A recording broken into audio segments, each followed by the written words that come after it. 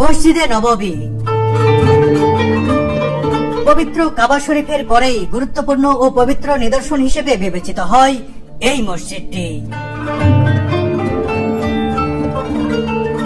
ধর্মমতে এই মসজিদে নিবিষ্ট মনে 1 রাকাত নামাজ পড়লে 50,000 রাকাত নামাজের সওয়াব পাওয়া যায়।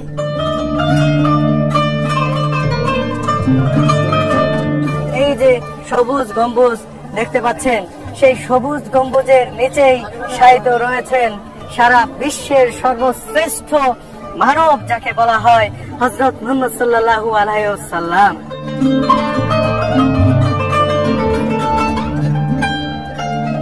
পবিত্র এই মসজিদের ধর্মীয় গুরুত্ব বিবেচনায় ও প্রিয় নবীজির রওজা মুবারক নিজ চোখে একবার দেখতে এই মসজিদে ছুটে আসেন ধর্মপ্রাণ মুসলিমরা।